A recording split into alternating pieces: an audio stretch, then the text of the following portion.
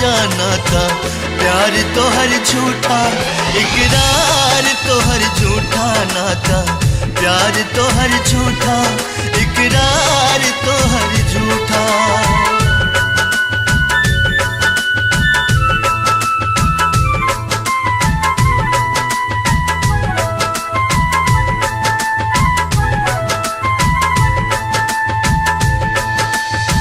ए चांद हमरा यार के चेहरा के दीदार दे दा। ए चांद हमरा यार के चेहरा के दीदार दे दा। तू हमरा बेचैन दिल के करार दे दा। लुट गईल बानी हम अंधरिया में, बस थोड़ा सा रोशनी उधार दे दा। याद बा हमरा खातिर तू हर तूफान से टकरा जानू। हमरा एक आवाज पे दौड़न बाबरी होके आ जालू। ओ दीवानी, ओ दीवानी। याद बा हमरा खातिर तू हर तूफान से टकरा जानू। हमरा एक आवाज पे दौड़न बाबरी होके आ जालू। फिर से तूफान से टकरा जा, आजा सुन के सदा तू आजा। फिर से तूफान से टकरा जा, आजा सुन के सदा तू आजा। नाता प्यार तो हर झूठा, इकरार तो हर झूठा नाता। प्यार तो हर झूठा, इकरार तो हर झूठा।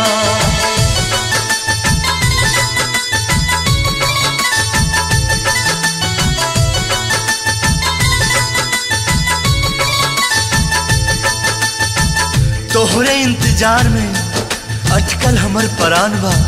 मर के भी धड़कत रही करे जा। आज मोहब्बत के इम्तिहान बा। बतावे या तू बाबा, केहू के आइल जरूरी बा। कदम बढ़ा के रोका तारू, ऐसन का मजबूरी बा।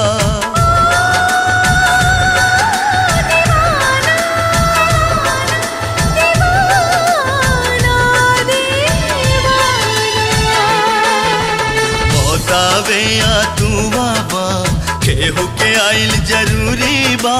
कदम बढ़ा के रोका तारू, ऐसन का मजबूरी बा। ई दीवाना के समझा जा, आजा दिल के आस पुरा जा। बस आखिर झलक दिखा जा, आजा दिल के प्यास बुझा जा। नाता प्यार तो हर झूठा, इकरार तो हर झूठा नाता। प्यार तो हर झूठा, इकरार तो हर झूठा।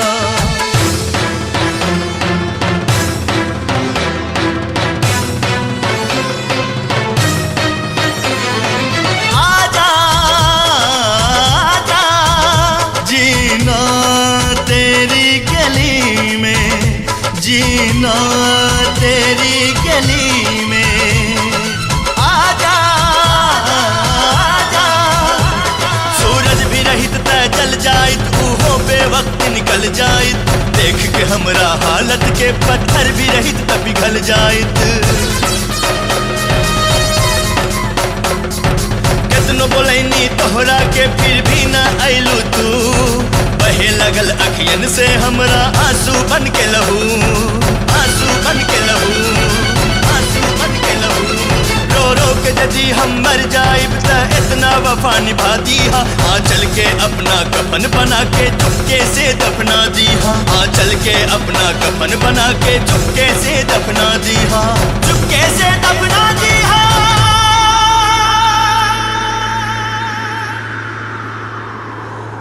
बस इतना वफा निभादा,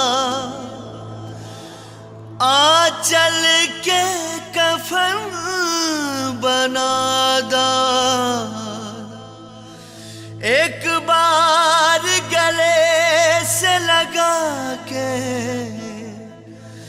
ए जान हमर दफना दा नाता।